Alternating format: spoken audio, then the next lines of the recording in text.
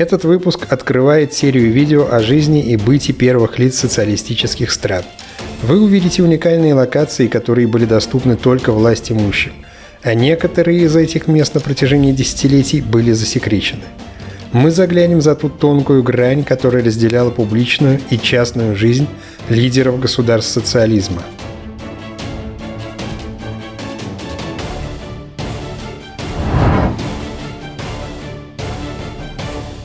Всем привет, дорогие зрители! С вами канал обо всем подземном и заброшенном Underworld и его ведущий Steppenwolf. Вот это самый настоящий железнодорожный билет, который, к слову, в Сербии заполняется до сих пор от руки. Но выписан он не на какую-то поездку, а на посещение определенного объекта. И мы сейчас с вами отправимся в одно очень интересное место. Это будет официальная экскурсия, официальное посещение, но сам объект от этого не становится менее интересным. Итак, погнали!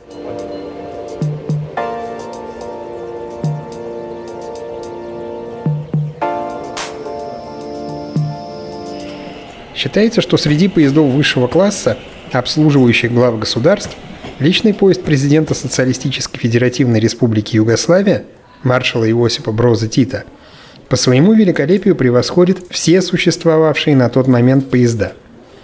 Поезд этот имеет имя собственное – Плавивоз, что переводится как «синий поезд». Такой цвет отличал состав главы Югославии от поездов югославских железных дорог, окрашенных в фирменный зеленый цвет.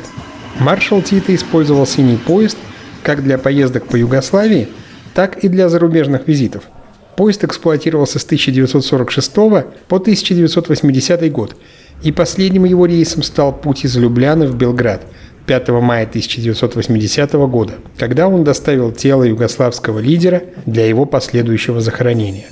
Вагоны, в которые мы сейчас отправимся, были построены в 1956 году двумя югославскими вагоностроительными заводами. Da ukupni kapacitet voza je oko 120 i nešto putnika, može da istovremeno spava, a može da sedi u restoranu da ruča, doručkuje večera, nije bitno, znači te ugostiteljske usluge.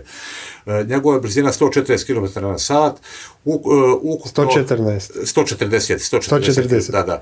20 vagona ima, od toga se lokomotive, energetska kola, saloni, vagon restorani, spavača kola, VIP salon, jedan je vagon ceo kuhinja, jedan ceo vagon je kuhinja koja nije izložbena, ovdje se izložena samo 4 vagona, to je ovaj ovdje vagon, to je vagon De Gaulle, zove se, De Gaulleov salon, pa onda ide vagon restoran, pa onda ide svečana sala, VIP sala i ide Titov salon.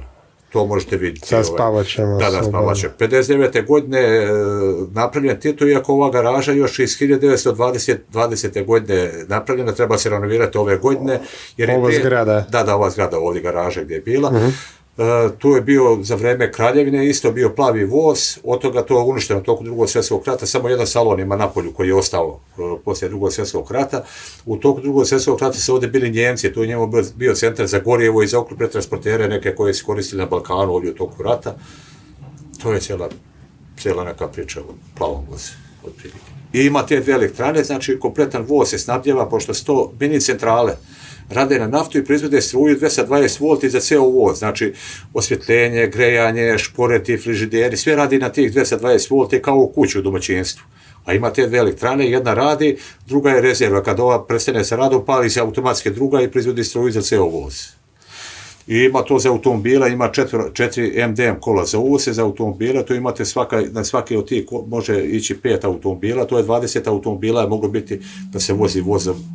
Oni sad se nalazi van garaže. Van garaže se ta kola nalaze i ona nisu održavana kao ova 4, su pripremljena samo kao izložbena data, kao muzejski voz da se pogleda. Ovo je Titov salon bio. Ovdje je garderoba, bagaž prtlja garderoba. Ovdje je Jovankina soba, to je supruge Titovi. Da, ja znam. Da.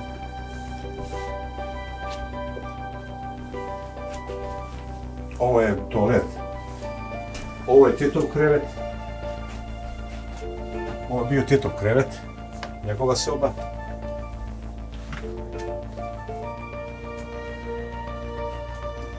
Ovdje je kabinet bio Titov. Rad, ofis. I ovdje je Tito pio kafu, čaj sa Jovankom ili sa nekom od gostей, samo za dvoje. Из всех вагонов, которые входили в состав голубого поезда Иосипа Броза Тита, сейчас для осмотра доступны только 4. А один из них – это вагон, персональный вагон Тита, где находится гостиная, спальня Тита и его жены Йованки и его рабочий кабинет. Это как раз гостиная, и мы перемещаемся в рабочий кабинет Иосипа Броза. Очень красивая отделка натуральным деревом. Из рабочего кабинета мы попадаем в спальню Тита. Это была кровать Иосипа Броза. А дальше находится ванная. Под цвет самого поезда голубая ванная. И следующее помещение – это спальня жены Иосипа Броза Тита, Йованки Броз. Здесь все выполнено в более светлых тонах. Вот на правой фотографии ближе всех стоит как раз супруга Иосипа Броза Йованка. И пока мы гуляем по апартаментам югославского лидера, хочется немного рассказать о памяти, которая осталась о том периоде истории. Несмотря на то, что формально Тита можно назвать диктатором, он был провозглашен Конституцией 1974 года пожизненным президентом Югославии, должность, которая предполагает несменяемость власти и исключение возможной конкуренции в случае проведения выборов. А спустя еще несколько лет жена Тита Йованка Броз была обвинена в антигосударственной деятельности и заключена под домашний арест, где провела более 20 лет, вплоть до 2000 года. Иосип Броз был любим югославским народом. Что характерно, в отличие от радостных воспоминаний о падении коммунизма в большинстве стран Восточной Европы, в Югославии конец социалистической эпохи не был воспринят так однозначно позитивно. И в наше время подавляющее большинство людей, с кем мне довелось разговаривать, с теплом и ностальгией вспоминают югославские времена. А портреты Тита до сих пор можно видеть не только во многих частных домах и квартирах, но и в госучреждениях. Справедливости ради замечу, что это характерно для сербов, черногорцев и отчасти боснийцев. С хорватами, словенцами и македонцами мне на эту тему общаться не доводилось. Здесь достаточно темно, не знаю, насколько получится нормально видно на видео, но это была гардеробная. Вот это места для чемоданов, и здесь находился шкаф. Посмотрите, как великолепно сделаны переходы между вагонами и сами тамбуры. Все отделано натуральным красным деревом, потрясающе красивая фурнитура дверей. И мы перемещаемся в вагон для заседаний. Здесь было 28 мест. И обратите внимание, что все стулья одинаковые, кроме 2, которые находятся по центру. Они шире и они с подлокотниками, в отличие от всех остальных стульев.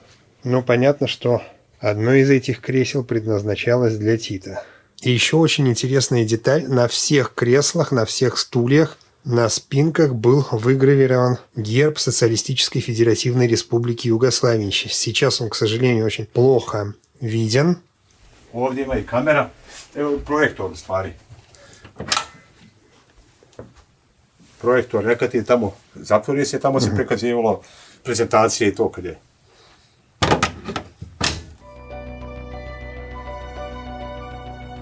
Здесь же, в этом же вагоне, находился салон для жен первых лиц государств, для журналистов, для охраны. И этот салон, естественно, отделялся от основного салона вот такой вот красивой перегородкой. Это все можно было закрывать так, чтобы никто из посторонних не мешал проведению совещаний. Вот такие вот потрясающе красивые двери. Вот как раз фотография, сделанная в этом салоне, и на ней изображен Иосип Броз. А вот здесь на фотографии, снятой в этом же салоне, можем видеть журналистов, каких-то официальных лиц, и справа Иосип Броз Тита.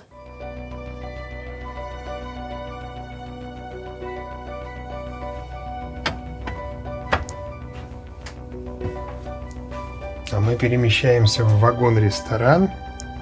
И здесь еще интересная выставка исторических фотографий. Сейчас немножечко подробнее остановимся на ней. Вот эта часть, кстати, вагона-ресторана была, я так понимаю, для менее высокопоставленных особ. А если пройти немножечко дальше, там была кухня, и сейчас мы попадем в VIP-зал.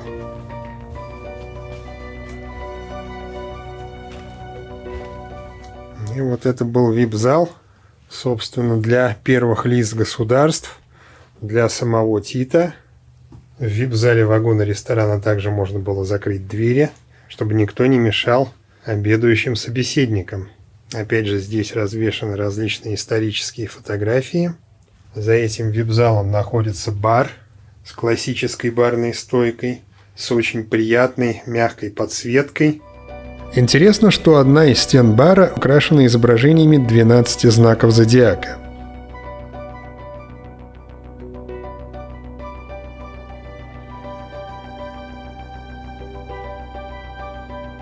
И здесь же мы уже перемещаемся, попадаем на кухню. На самом деле в поезде был еще вагон-кухня, а он здесь не представлен, он стоит где-то в этом же ангаре, в этом же депо.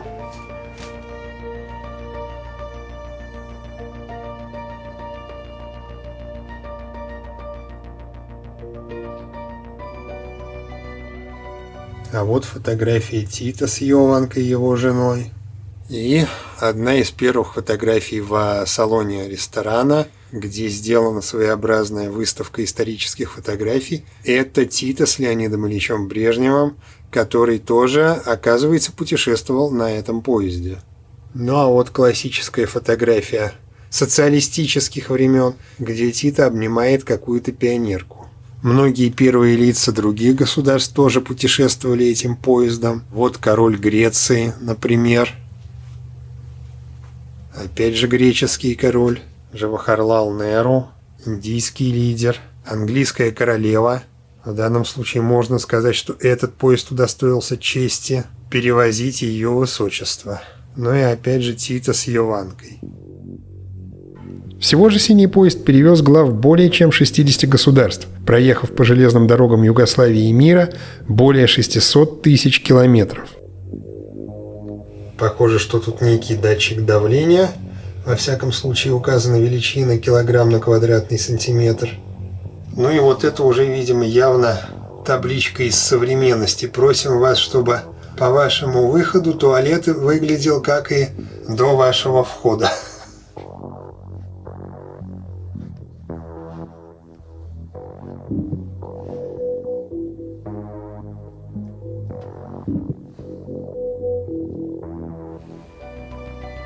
А теперь мы попадаем в спальный вагон, который предназначался для охраны, для журналистов. Все детали этого поезда были украшены гербом Югославии. А вот это купе было сделано для Шарля де Голля, который, правда, никогда не путешествовал этим поездом. Вот эта кровать и кабинет предназначались для знаменитого французского лидера. Дальше, по аналогии с вагоном самого Тита, здесь следовала ванная с туалетом, правда, чуточку менее шикарная, и спальня для супруги Шарля де Голля.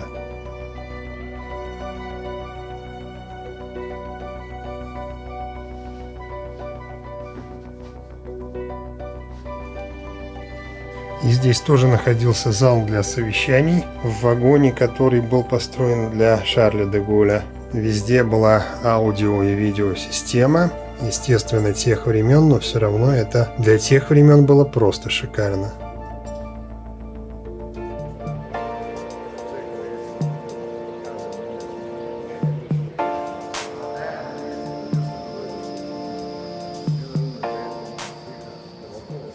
На всех вагонах, естественно, тоже был герб Социалистической Федеративной Республики Югославия. Само здание тоже своего рода уникально. Оно было построено в 1920 году между Первой и Второй мировыми войнами. И во время немецкой оккупации Югославии здесь, соответственно, находились германские железнодорожники. Опять же, мы можем видеть, как сделано освещение в этом депо, в этом цеху. То есть здесь полностью предусмотрено естественное освещение, и оно великолепно работает. А это был так называемый моторный вагон, в котором, кроме всего прочего, располагались купе, электрогенераторы, сожалению, как я понимаю, доступ в него сейчас невозможен. Он сейчас просто закрыт. Вот эти вагоны тоже являлись частью голубого поезда Тита. И там, кстати, еще находятся вагоны, которые предназначались для перевозки автомобилей, которые тоже входили в состав плавивоза. Один из локомотивов, всего было 4 локомотива, которые работали с поездом Тита. Ну и здесь же на территории депо можем видеть обычные пассажирские вагоны, как и большинство из них разрисованные граффити, уродливым граффити. А вот это, кстати, уникальная штука, которая мало где сохранилась, и предназначалась она для наполнения водой тендеров паровозов. Здесь даже сохранилась табличка, точнее выбита маркировка, что произведена она была в 1942 году. И вот 2 вагона для перевозки автомобилей. И эти вагоны тоже входили в состав поезда Тита, хотя странно, что они окрашены в стандартные цвета югославских железных дорог, бело-зеленые. Хотя, может быть, их перекрасили уже позже. А сейчас я подхожу к другим локомотивам, которые тоже стоят в этом же депо. Правда, к сожалению, они в ужасном состоянии. И даже подобраться к ним сейчас проблемно из-за того, что тут все заросло. Вот это локомотив ЕЖ, Югославянские железницы, 761, это серия. 003. Это как раз 3-й тепловоз, который обслуживал поезд Тита.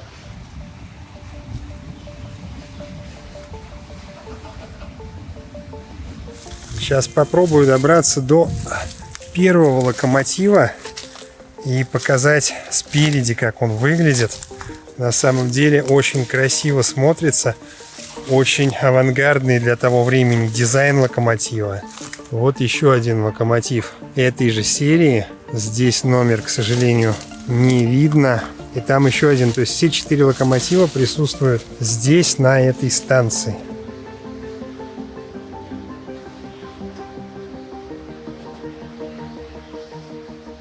В общем, пробирался я зря. Здесь мало что видно. Но все равно посмотрите, насколько интересный дизайн был у этих тепловозов, у этих локомотивов. А это единственный вагон, оставшийся от аналогичного поезда короля Югославии. Все остальные вагоны, которые входили в состав этого поезда, были уничтожены во время Второй мировой войны. Здесь же в депо стоит даже такой забавный паровоз.